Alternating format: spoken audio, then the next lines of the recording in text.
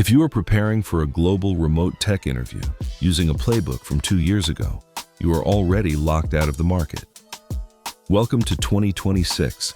The remote hiring landscape for international technology roles has fundamentally inverted. Memorizing leet code algorithms, grinding data structures for the sake of passing a basic test, or showing that you can write boilerplate code at lightning speed is no longer how you land elite international contracts. The reason is simple.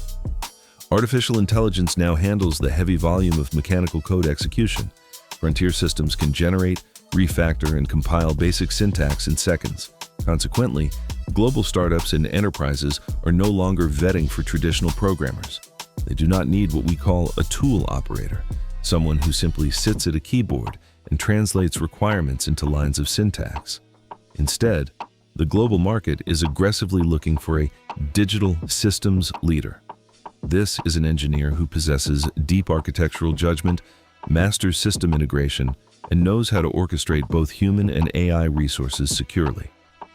To transition your career into this high-paying elite tier, you must master 4 core operational shifts that now dominate remote technical interviews. The first major shift is the collapse of the traditional leet code grind in favor of macroscopic logic mapping. When syntax generation is commoditized, asking an engineer to write a basic sorting algorithm on a digital whiteboard is a poor indicator of their actual value. In 2026, top-tier technical rounds have pivoted completely toward live portfolio reviews and complex system debugging. During these sessions, interviewers will present you with an existing high-scale architecture that is suffering from structural regressions, latency bottlenecks, or deployment conflicts. They do not care about which specific functions you type out. They are evaluating your ability to map system logic. They want to see how you analyze the data flow across a distributed cluster, how you isolate failure boundaries, and how you make critical architectural trade-offs. To ace this round, you must practice thinking out loud with a focus on business strategy and system resilience. Do not waste time explaining that you are going to write a specific loop. Instead, explain why you are choosing a specific data structure to optimize read and write costs on a globally distributed database, or how your design prevents a catastrophic bottleneck when traffic spikes by 500%. You must prove that you see the entire map, not just the file open in your IDE. The second shift centers on your mastery of AI guardrails and system hardening, specifically within cybersecurity workflows. In 2026, a major differentiator for a senior engineer is their ability to control automated tools rather than blindly relying on them.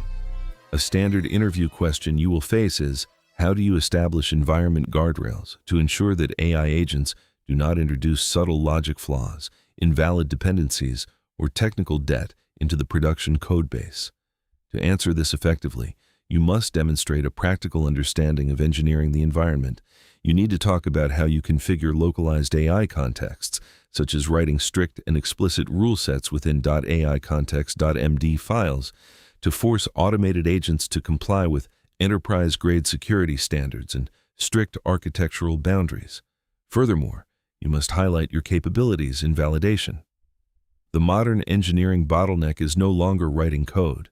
It is validating it. Cite real-world context, like the recent breakthroughs with Claude Mythos Preview, which successfully scanned massive legacy codebases and exposed critical security flaws that had survived decades of manual audits. Show the interviewer that you know how to use frontier models as an engineering multiplier to audit code at scale, run visual regression pipelines, and harden legacy systems without requiring a total architectural rewrite. The third pillar of a successful 2026 remote interview is proving that you treat asynchronous communication as a hard technical skill. When you operate in a global remote team, working across time zones with a 10 to 12-hour variance is standard. At this scale, real-time meetings are an expensive bottleneck. Distributed engineering teams win or lose based on the quality of their asynchronous coordination. Because of this, interviewers will actively vet your technical writing. They may ask you to share examples of your system specifications, your documentation standards, or your history of GitHub pull request reviews. An average developer writes brief, ambiguous comments like, "Code looks good, approved to merge." A digital systems leader writes a structured, highly contextual PR review. They document the potential architectural risks of the change, flag edge case failures, and write with absolute clarity so that both human engineer